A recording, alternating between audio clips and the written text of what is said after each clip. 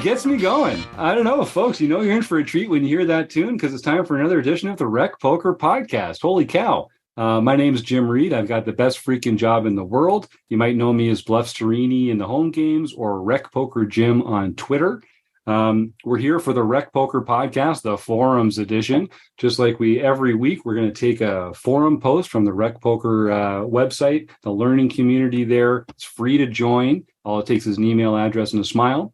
And because it's free to join, because of so much what we do here being free and volunteer-based, I have to start by thanking our sponsors, Mark Prashon from website AMP, and the wonderful folks at the Running Aces Hotel, Racetrack, and Casino, without which we could not do what we do here. We also couldn't do what we do without Wrecking Crew members. The Wrecking Crew is kind of the core team of folks here at Rec Poker that make all the magic happen. I'm just the guy with the mic. But if you want to find out about me and the rest of the Wrecking Crew, you can go to rec.poker/crew or just listen up because you're going to meet a few of them right now tonight. I'm Chris Jones. You can find me 5B5 on Twitter or 5x5 in the PokerStars home game. I'm Kim Kilroy. I am PatVat_33 on Twitter, PatVat33 in the home game. And it's not just the Wrecking Crew. We also depend on our premium members for kicking in their $15 a month. That $15 a month gets them access to training videos, live strategy sessions, access to the recording of the Forums edition of the podcast, some extra social events that go on. But mostly it's just a way to say, hey, thanks, Rec Poker, for putting the show on and for spreading this love of poker as widely as you do. It takes help. We need help. And so that's why we love when premium members like John Kroll come and join us here in the Forums edition of the podcast. And we get to pick his brain, get some thoughts about what some of our premium members are thinking about of the subject du jour. So, du jour, the subject that we're talking about is the theme of the month here at Rec Poker. So every month we have a different theme of learning material, and everything that we do at Rec Poker is based around that theme.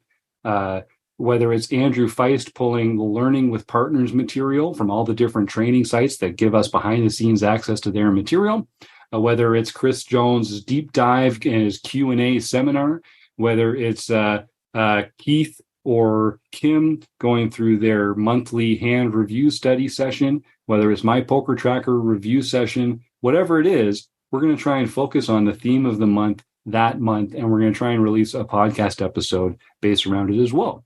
So the theme of the month this month was 3-betting from the point of view of the aggressor.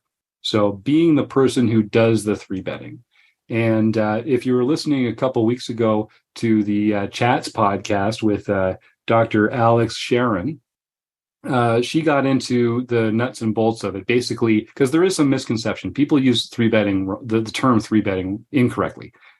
Pre-flop, the blinds are the first bet. They're the one bet. So if you're limping behind, you're really just calling that first bet. Okay, that's a one bet, the blind. If you open raise, so let's say you're in late position and it's folded to you and you open to 2 or 3 big blinds, you're actually raising the first bet. So that's the second bet. That's a 2-bet. If you re-raise that bet, then that's a 3-bet. And that's where we get the terminology 3-bet. It's a third bet in order on that street. Now, post-flop, it gets a little more complicated because there are no blinds. Essentially, post-flop, there are no forced bets. So if post-flop, you can just lead, and that's the 1-bet. And if you get raised, it's a 2-bet. People start thinking about every time you raise someone, it's a 3-bet, but that's really not true. Pre-flop, it's when you re-raise someone, and post-flop is when you make that third betting action, that second raise. So just to clarify that, also some people I've heard using 3-bets as in they raise to 3 big blinds. That is also not correct. It's not like if you raise to 8 big blinds, it's an 8-bet. That's just not correct. It's just the sequence of the betting and the raising that counts. So we're going to talk about 3-betting today. And this is what Chris Jones has been working on. We had our play along seminar earlier in the month, and Chris is hosting his end of month Q&A. So if anyone wants to come and have a conversation with him and our other members, it's on the 4th Wednesday of the month at 9 o'clock Eastern. And it's a great chance to come and review all the different videos and strategy sessions and forum posts and podcast episodes that we've done all month on the topic of 3-betting. So generally, if you're listening to the show, you're probably not 3-betting enough. Some of you are probably 3-betting too much, but not very many of you, I promise. You're probably not 3-betting enough. And it's you can get in trouble doing it, but with a little bit of understanding of the fundamentals of why we 3-bet, I think it's something that everyone in the recreational poker world should be more thoughtful about and should take advantage of, because it's a cliche for a reason, folks. It works, and it puts money in your pocket and takes it out of your opponent's pockets, and that's what poker is all about. So, Chris, why don't you take us through sort of why you chose 3-betting as a theme of the month and some of the fundamentals involved with its application? Yeah. Well, I mean, you kind of laid the groundwork there pretty well, but I think it's fundamentally a part of the game that if you're used to playing more kind of passively, let's kind of see a flop, see if I hit it, which maybe feels more comfortable, maybe feels more safe, it maybe feels more like I can sort of like see where I'm at and then play accordingly.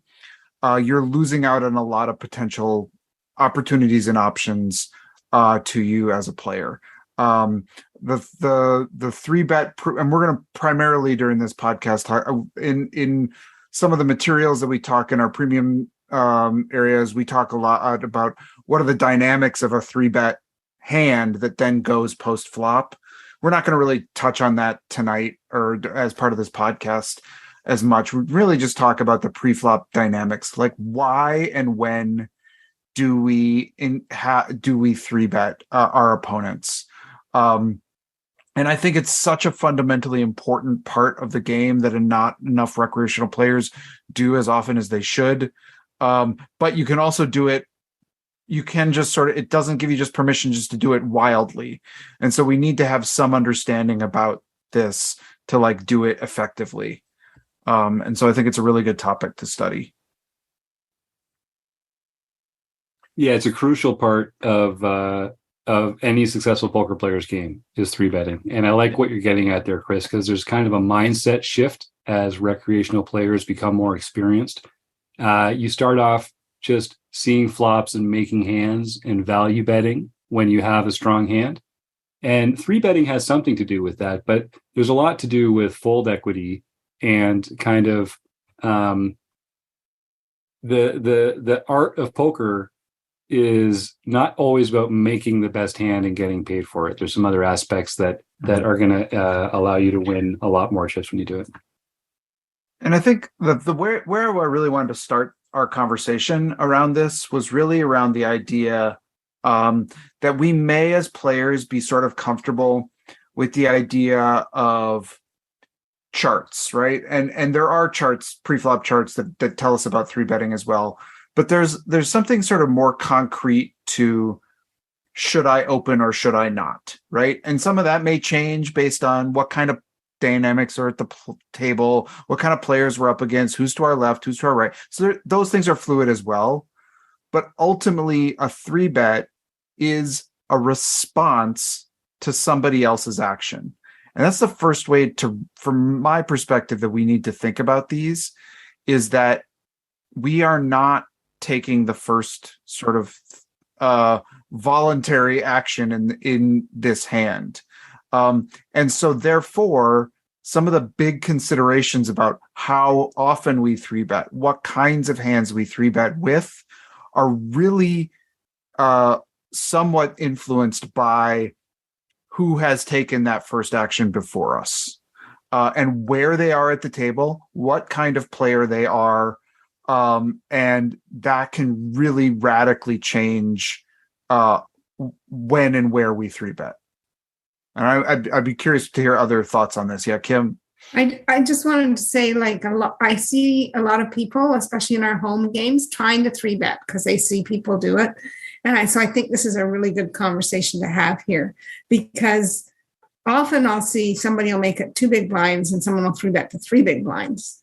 So we need to have the conversation about when it's appropriate to do, what sizing it should be, when you have position on the opening player, what size it should be when there's a caller in between. All of those things I think are really, really good pre-flop things to sort of get out there for our listeners to think about. Yeah. And I think to sort of add to that, like, and what I think you're fundamentally getting at with that sort of point of like the 2 to the 3 big blind sort of raise there is we have to really think about what is our purpose in taking this action, right? And our purpose is to generate folds, some folds at least, and have strong enough hands in our range that can withstand calls and even sometimes for raises, which those would be 4-bets. But we want to at least generate some folds.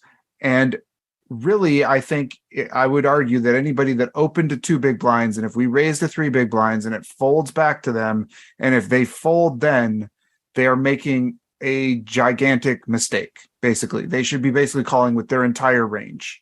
And so we're not accomplishing anything by making that raise. And that's why we want to find sizing that's going to accomplish getting some of our hands our opponents hold to fold. It comes back to the practice of we always want to put our opponent to a meaningful decision. Yeah. Right. And let me go back one step from that even. So I don't know if people know why we talk about 100 big blinds being sort of like the typical stack size. Now, in tournaments, obviously, it gets smaller and smaller as you go. But if you're playing 100 big blinds and let's say one player opens to 3 big blinds and another player calls, okay? Then there's those 6 big blinds in the middle, plus the small blind is half a big blind, the big blind's 1. So 7.5 big blinds in the middle.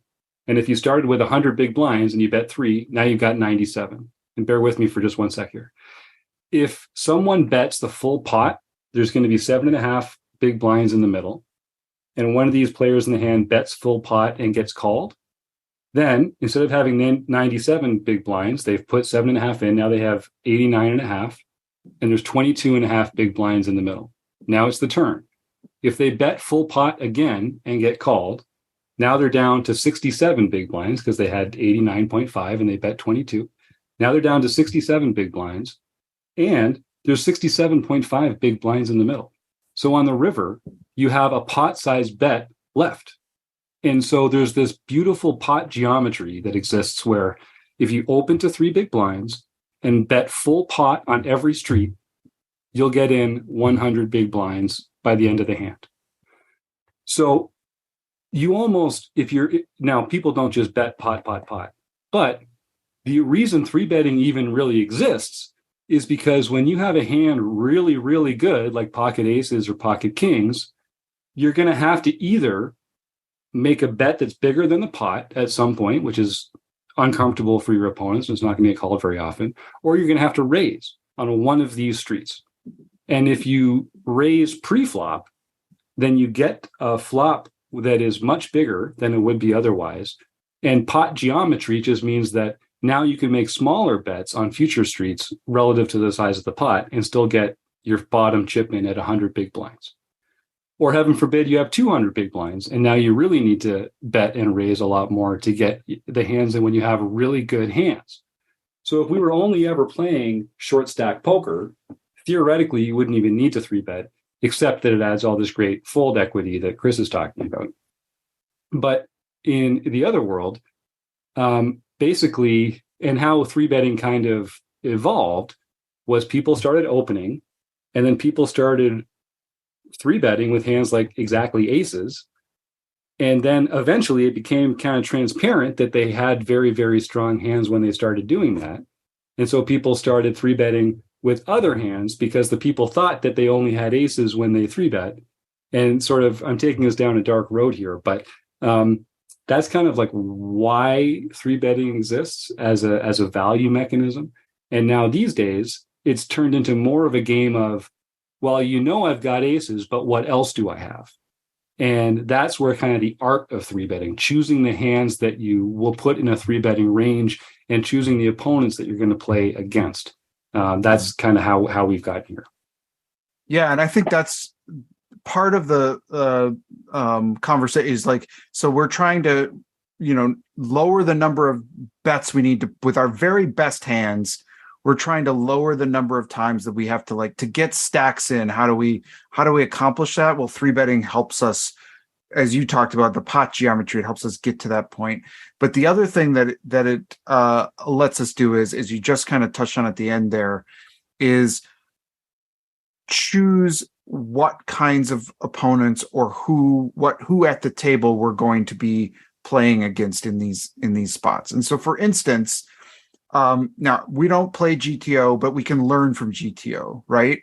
And so, like, one of the things that I think is really kind of interesting, you just talked about 100 big blind hand.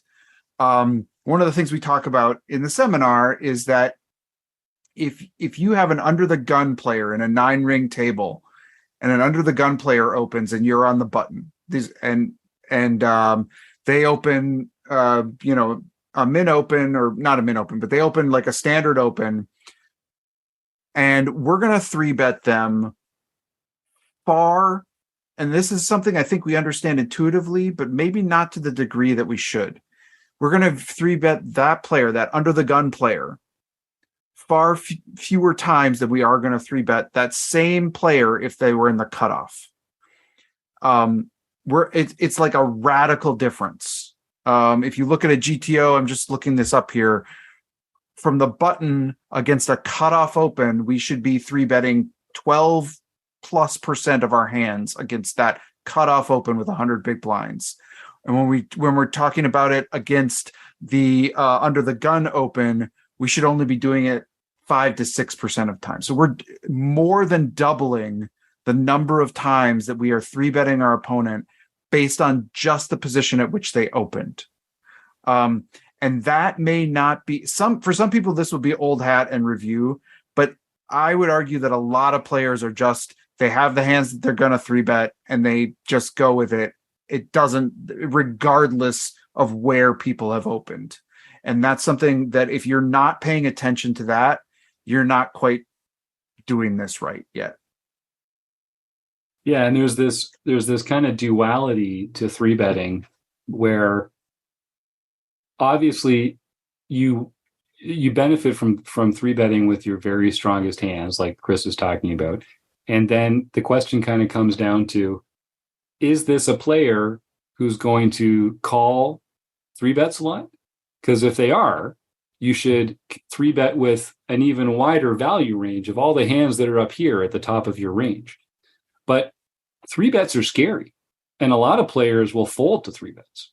And so if you're going to be playing against a player that folds to three bets a lot, you might want to, instead of just doing 12%, the top 12% of hands, you might want to actually include some other worse hands that you're not actually three betting for value, but you're just going to win the pot right now because they're going to fold. And now you get to win a small pot, and you didn't have to do it with a very good hand. And poker's all about winning with not the best hand. Everybody wins with the best hand. Everybody wins with aces. Everyone loses with 2-7. So if you have an opportunity to make someone fold a hand that's better than yours, that's kind of the hidden profit in poker. And so I'm sure Chris will talk about some of the candidates we might use for that and why. But this real key is you should be thinking, am I three betting to get called? Like, is this a value three bet, or is this a bluff three bet or a semi-bluff three bet where I'm really trying to just end the hand here because I've decided that's the best way to attack this player? And one of the things that Kim mentioned, and as we're talking about trying to get folds with some of our bluffs, one of the things Kim mentioned at the very beginning was sizing, and we talked about, you don't raise to 3 from 2. But one of the other things that, speaking of like where people are opening from, besides the fact that like an early position open has a stronger range and therefore we can three bet it less, the other thing that we need to think about is, are we in position or out of position relative to the player who has opened.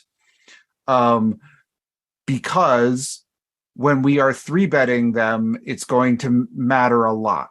When we are going to be out of position against the player who we are 3-betting against, we need to have a much larger sizing, because we want to generate more folds, because we do not want to put ourselves in a position where we are playing a lot of hands in a bloated pot now out of position. So we want to make it even more painful for our opponents to call us and have them make mistakes by calling us with marginal holdings, if they are sort of call happy, or we want to generate more folds too.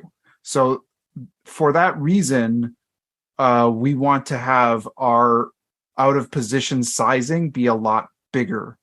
Not a lot bigger, but we want to be at, so a typical, it's going to depend on stack sizes. It's going to depend on a few things, but a typical sort of 3-bet sizing when we're in position is going to be around that 3x. Sometimes if we're shallower, it might be 2.5. If it were deeper, it might be 3.5. And then when we're out of position, we're going to want to go kind of a full X above. So now we're in that like 3.5 to 4.5, sometimes even 5x sizing when we're going to be out of position. And it all comes back to what Kim was saying at the beginning about not giving our opponents trivial decisions. We don't want our opponents to have easy decisions. We want them to have difficult decisions. And if I'm your opponent and you're giving me a really good price to call and see a flop in position, that's an easy decision for me. With a lot of the hands that I'm opening with. And if you think about the action as Chris has described, I've already narrowed my range to the hands that I want to open in this position. So a lot of those hands I want to see a flop with, or else I wouldn't have opened with. And so if you lay me a really good price to see them in position, I'm probably going to take you up on that. And you haven't put me to a difficult decision. You haven't really introduced any fold equity into the spot. And you haven't changed the range of hands that I was going to bring to the flop. So you haven't made your job any easier as someone who's going to be hand rating later on a later street as well. John, did you have something there, sir? Chris just mentioned sizing your bets based on stack size, but I think stack size also has another role in 3-betting and determine even if you want to or not based on the stack size of the person that you're thinking about 3-betting, but also the stack sizes behind you, and whether someone, if you're making the bet big enough that you're forcing somebody all in behind you or something of that nature. Yeah, no, that makes a lot of sense. And one of the other things that stack sizing may influence us on is if we're short enough, we may not really have the ability to 3-bet without going all in. And so when we get into that point, then this sort of sizing sort of guidelines are just kind of go out the window. It's basically it's an all in or call once we get down to a certain stack size as well. So there's some these aren't hard and fast rules, but they're things that we should at least be aware of, that we should be fundamentally thinking about as these sort of decisions come to us. And as Chris mentioned at the beginning, we go into great depth into a lot of these matters in our premium training materials throughout the month. So if you're interested in going a little deeper into some of the stuff that we're talking about here, go drop that $5 at rec.poker. If you use the code RECPOKER, you get your first month for only $5. You can join the strategy conversations, watch all the videos, check out the full archive. We've got an archive of 2 years worth of training videos now on basically every subject you could imagine. And we'll go into more depth on some of that stuff there. But this is just really a primer for the podcast audience to kind of express some of the things that are most important about the concept of 3-betting and how to apply it to tables. And I guess the last thing I wanted to sort of check in and maybe even just open it up to the group too, I think it gets a little more complicated too, is sometimes I think there's the 3-betting option when we just have a single opponent who's raised, but then the 3-bet squeeze, I think is another really common dynamic that we find ourselves having to make a decision about what we want to do in these spots. And what I mean by a squeeze, if that's not a term you're familiar with, it means that we have an open. Now we have somebody calling that open, and now we are sitting there in later position, and we have the option of, well, we could fold, but we can call ourselves, or we can raise. And if we raise there, that is generally called a squeeze, because we're putting pressure on two opponents to make a decision based on our raise. And I think it opens up a lot of opportunities. We can earn a lot of chips this way. There's a lot of quote unquote dead money, which means that like players that call are often, although some players are not, but often not capable of calling a raise with a hand that they've sort of flatted with there. So that means that player's money is sort of just available for the taking.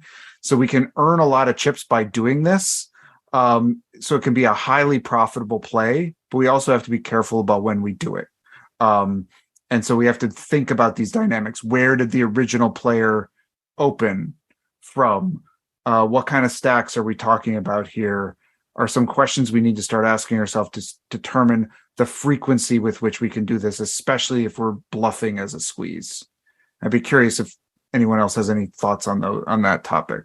I think that's just bang on, Chris. In fact, this will come in more handy when we talk about post-flop stuff in our premium training material. But when someone opens in front of you and you call instead of raising, you've capped your range, which is an expression that we use just to say that if you would always be re-raising with hands like aces and kings and ace king and pocket queens and stuff like that, when you take the passive line of calling instead, you're basically saying my range of hands only goes up this far because I would re-raise with these aces and kings and queens. So you're capping your range. When you are the player that's making the aggressive action, your range is uncapped. So you could have all the very best hands, and then you could also have some bluffs. So the squeeze is such an important tool, technique that is really worth pointing out here, because the first player has open raised. They could have anything. The second player in Chris's example has called. So they've capped their range. They probably have a speculative hand or a fairly strong hand, but it's probably not an extremely strong hand. So when you make the squeeze play, when you re-raise and they're in 3-bet, that first player is really under a lot of pressure, because not only are you saying I've got all the best possible hands here, but even if they were thinking, oh, I've got a hand I might not, I don't mind seeing a flop with and I might continue with, they're really getting squeezed by the presence of that other player who still has to act after they do. So if they can't just call your raise and close the action, there's an opportunity that this other player is going to re-raise and open it up again, or that they're going to go multi-way and have a hand that they don't want to play multi-way necessarily. And for you, as the player that's squeezing, once that first player folds, which they often do, it's a great position, because that second player, they've already capped their range by calling once. So they're not really going to get out of line that often. And even when you get post flop, and we won't get into it too much here, you're going to be the player that still has aces and kings and queens and jacks. And they're going to be the player that has now called raises instead of re-raising.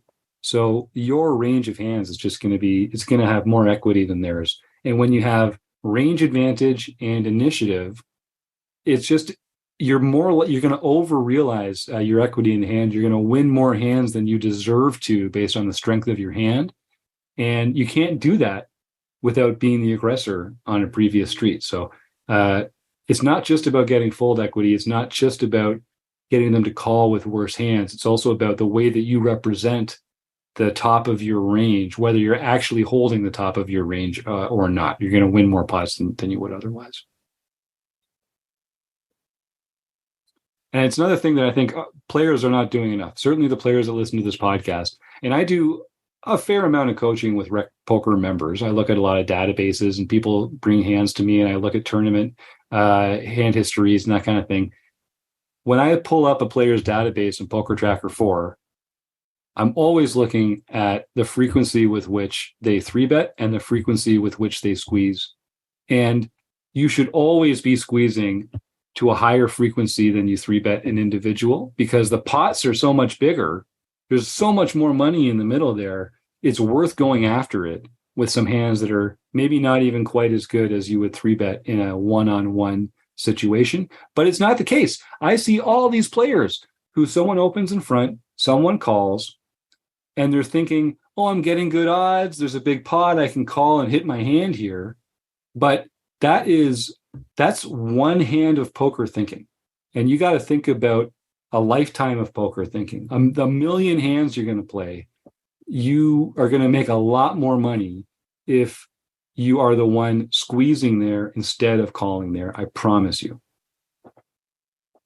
Yeah, and I think the last point I'd just add to this conversation, it kind of jump off what you just said, is that if you have access to a database and you find numbers like you're 3-betting at 3% of hands or something like that, or if you just know you play live and I don't 3-bet anything besides jacks plus, ace king, ace queen, and maybe that's it, right? If either one of those things is going to indicate that you are not 3-betting enough, and that you're not ever 3-bet bluffing. And because it's you may think ace king is a drawing hand, and kind of is, but that's not what I'm talking about when I'm thinking about a 3-bet bluff. A 3-bet bluff is taking a hand that has no business getting a better hand to fold, like a king 7 of hearts, right? And getting king jack to fold. That is a beautiful thing to do. And so if you're never taking that kind of play, you're not doing enough 3-betting. And not only that, and I know that this month we're talking about 3-betting from the point of view of the aggressor. Next month we'll talk about 3-betting from the point of view of defending against 3-bets. But myself, if I am playing against someone and I know that they only 3-bet aces, kings, queens, and ace king, that is I'm going to exploit the heck out of that player. And that player is going to play, I'm going to play much better against that player because I'm going to exploit them by folding. I'm going to use the weapon of folding against that player. And I'm going to take my chips and I'm going to keep them in my pocket instead of giving them to that player. Mm-hmm. And the way I'm going to do it is by saying, well, they only ever 3-bet queens plus and ace king. So I can just fold my king jack, fold my king queen. I can fold my ace 10. The only hands I'm going to continue with are hands like low pocket pairs and suited connectors that can make a hand that crushes one pair hands like queens, kings, and aces. And then you're going to feel really good about your pair of aces on a queen 10-2 board. And I'm going to be the one with a set of twos there who's you're going to be value owning yourself by the end of it. So part of it's offense and part of it's defense, because if you are a predictable player, that's a problem if you're playing against thoughtful poker players. Because if it's easy to put you on a narrow range of hands, it's easy to fold when I'm behind you and to raise when I'm ahead of you. And I'm going to know when it is. Yeah. I've folded to a 3-bet, to a large, like a 4 and a 5-bet. I have folded pocket kings before. I have folded pocket kings once in my life to a 3-bet, and I was right. And that is the kind of player that you do not want to be, right? And I don't think a lot of our listeners are that extreme, but you can see how it becomes easy to play. If I know that you're only 3-betting with aces, then it's very easy for me to fold pocket kings. And if you carry on that logic, if we don't have any 3-bet bluffs, you become very easy to play against. John? As the only non-wizard in the room, I just want to back up something that Chris said. I'm just really learning now the ins and outs of 3-bet bluffing. But it's great to turn a set of aces and go on to win the hand, but there's no better feeling than to knock somebody off of a big hand when you you have no business doing it. That's when it really gets exciting. Yeah, it's true.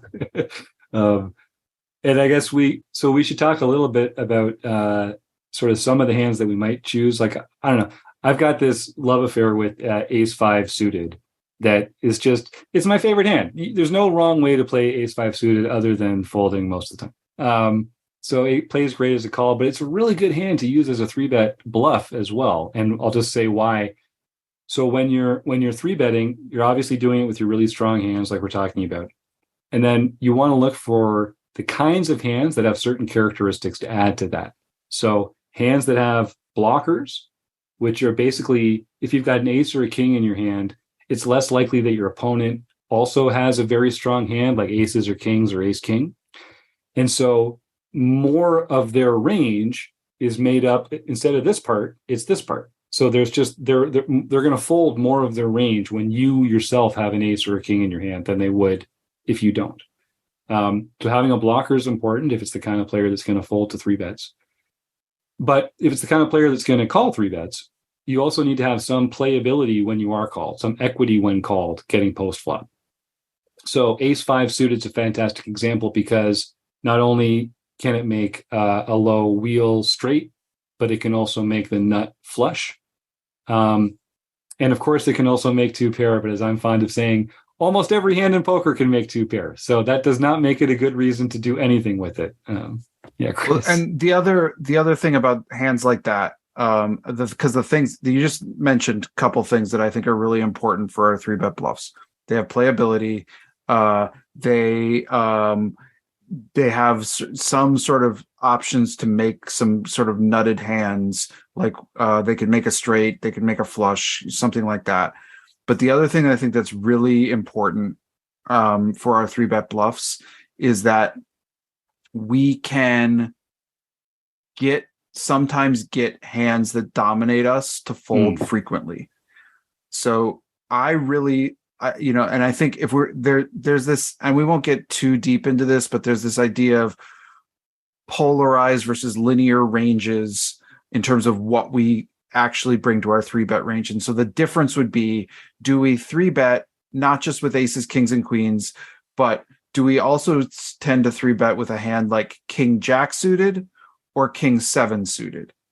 And in different scenarios, we're going to want to do a more quote unquote linear range, and that would be the King Jack suited. It means that it's just a better hand in general. It's got 2 high cards, it's suited, it can make a straight. But but when we're in different situations, and often what this means is that we are a little bit deeper in some of these situations. A hand like King 7 or King 6 is a really interesting, King suited in particular, is a really interesting 3-bet because it has the blocker of the king. It's suited so it can make a flush. But if you think about it, what are you doing with King 10 when somebody 3-bets you? You're almost always folding it. So we can make these hands that have us just absolutely in jail go away. That's another characteristic I really like about a 3-bet hand. Yeah, when Chris talks about a linear range, it's just if you imagine starting at the top with pocket aces and just drawing a line down in order, aces, kings, queens, ace, king, without skipping any hands, a linear range down, you'll get to King Jack before you get down to King 7. So it's just a straight down approach. Whereas with a polarized range, you're going to 3-bet all these hands, and then there's going to be a gap of the hands that you call with, like your King Jack suited, for instance. And then you're going to have these other hands at the bottom that you're choosing to 3-bet instead. And that's the polarized range because you've got both sides of that. And you might employ those against different opponents. Some opponents, if they're never folding to 3-bets, you don't want to have a 3-bet bluffing range. That would be shooting yourself in the foot. Players that never call 3-bets, you probably don't want to 3-bet with your best hands because they're going to fold. And now, if you know that they always fold to 3-bets, and I have stats on players that never They always fold to three bets. And I'll tell you one thing, I'm not three betting when I've got aces or kings in that spot. I'm going to be three betting with garbage hands, maybe total garbage hands if my read's that strong enough on this player, because they're going to fold better hands. So that little secret spot of poker. Yeah, Kim. I wanted to go back quickly to something John said when he felt good when he makes somebody with a really good hand fold. That's not really what we're going to do with three bets, because really good hands are not going to fold. So it's more about what Chris said, where we're making hands that might be a bit better than ours and fold. Yeah, that's more correct, but that is what I meant. Yes. Yeah. Yeah. I don't want people to think that three bets are going to make really good hands fold, because they're not. Right. Yep. People with really good hands are either going to four bet us or they're going to call us. But when we choose, bad hands to three bet with, people might fold better hands than ours, which is like another example for the ace five. And you can see this working, right? So like if you have ace queen and you three bet, no one's going to fold better, because the only better hands are ace king, aces, kings, and queens. So no one's going to fold those hands like Kim says, because people don't fold those hands. But if you three bet with ace five, a hand like ace seven is going to fold. So that's a huge win for you with ace five, because they had a better hand than you. They had ace seven, you had ace five. They're dominating you and they folded. If you've got ace queen, you don't necessarily even want them to fold ace seven in the same way that you do when you've got ace five, because you're the one dominating them in that spot. And I know we're talking more about pre-flop, but there are situations post-flop where I've gotten people to drop pretty significant hand sets because I've been able to represent the flush or the straight. But I know that's a little bit different than what we're talking about here. No, it's true. And that's the art of poker. Like we say, that's how you actually profit in poker, is by winning when you don't have the best hand. So the more we can do that, and the easier we make it for ourselves, the more profitable we'll be at the tables. Does anyone have like a hand that they never three bet, or a hand that they always three bet, or something like that? I always like going for some general rules around here. Like there's an argument for slow playing aces, depending on stack size. Maybe you don't three bet it because it doesn't benefit from protection as much. Yeah. I always three bet kings. I always three bet kings because it's that mix of being a very, very strong hand, but still vulnerable to those aces. And there's going to be an ace on that flop. Damn it. There's always an ace on the flop when you've got kings. I generally three bet a lot, so that I always want to have aces in that range. Yeah. Good point. I will almost never three bet aces in certain situations.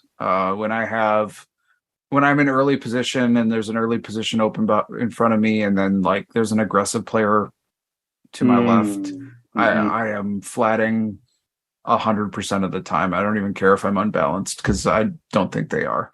But more of the time, I agree that our strongest hands we're just going to be three betting a lot, and I really, in terms of three bet bluff candidates, I really like we've talked about some of the blockers, but against players that are going to call me more, I like having some of the suited connectors, and even some of the smaller pairs sometimes, if I'm very deep, because I can win a massive pot. And that is intriguing to me. Yeah, I'm still coming along on my poker journey to the point where I hardly ever three bet low pocket pairs, because I just enjoy the poker style of getting them to a flop and hitting a set. And that's just a little leak in my game. I know that there should be times when I should be three betting those low pocket pairs, but they're really just shoving hands when you get to a certain stack up. They're three bet shoves. I just wanted to say that I know we're not talking about post flop, but I think it's important to say that one of the advantages of three betting pre-flop is that you can represent a lot of hands post-flop, no matter what you three bet with, whether it was 7-8 suited or ace 5 suited or king 7 suited. You can represent a lot of power and a lot of strength post flop because you 3-bet. Yeah, and we get, and we talk about this, and I think this is just too deep of a topic for this podcast, but Yeah. you get to c-bet a lot, you get to win a lot, you get to it's very hard for your opponent to continue the times that they call you. It always depends, but there's a lot of good things that happen even when people don't fold. True. Yeah. And listen, we don't ever want to make someone uncomfortable at the poker table with our language or our behavior, but we definitely want to make them uncomfortable with our bet sizes and our action and the choices that we make with our chips and our cards. Like putting people in a tough spot, that's what poker is all about. So you don't want to be. You're definitely doing this right if somebody is starting to mutter under their breath or talk to people about like this wild jerk kind of player at the table. Like Right. you're onto something. Yeah. And players aren't going to want to go to war with you. Like the players are going to start treating you more favorably. They might not think that's what they're doing, but they're going to get out of your way more. They're going to open less into your action. They're going to give you credit for having stronger hands. Like this guy always has it, it's going to make you a more formidable opponent. And listen, it's nice and fun to just sit there and call in position every time and see flops and play bingo poker. But you're just going to be trading chips around with everyone else if you do that. And that's a good way to spend some time playing cards with your friends. But if you want to win at poker, you need to be doing something that the rest of the people at the table aren't doing. And that's going to make them a little uncomfortable from time to time. As long as you're doing it with your cards and your chips and not with your attitude, then there's nothing wrong with that in my book. And I think people that are just starting to 3-bet more, and this is really important in live poker, you need to be aware of how many chips the people have that are still left to act in the hand. Because if we say we're average stacked at 30 big blinds or 35 big blinds and an opponent opens and we 3-bet them to 6 big blinds and a stack moves all in for 12 big blinds, we can't fold even our bluffs. Like we have to call. So we have to know you may not put as many bluffs in your 3-betting range if you know that you have these stacks after you. And I see a lot of beginners make these mistakes where they'll fold because they were doing it with crap and they really we might have lost 7 deuce, even if they were doing this with 7 deuce. Yep, So- that's a great point. Sorry if my connection's not stable. Just for a second, that was the only time. Okay. So this is, as Chris said, this is such a big subject. We're kind of throwing a few different concepts at you here in this episode of the Rec Poker Podcast, the Forums edition, as we talk about the theme of the month. We really can't do it justice, but I hope that we have kind of piqued your interest, maybe gotten you to think about 3-betting a little more. And I'd encourage you, if anyone has any questions about 3-betting, email chris@rec.poker. I'm Jim @rec.poker. Kim is petvet@rec.poker. John is a premium member, so he doesn't have his own Rec Poker email address, but you can find him in the forums at 7high11.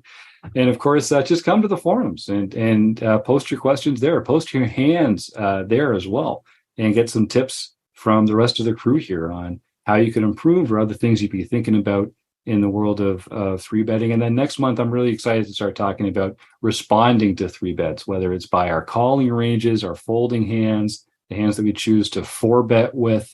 That's going to be a lot of fun as well. So look for that coming in November. Any other thoughts on 3-betting, gang? Only about 1 million. Okay, but we'll save it. We'll save it for the next one. Well, then with that, I want to thank John Crowell, Kim Kilroy, of course, Chris Jones, who does so much amazing stuff behind the scenes here to put this learning material together.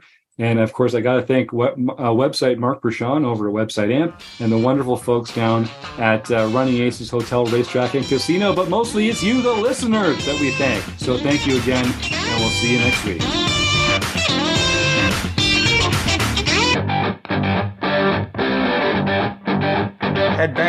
right, here we go.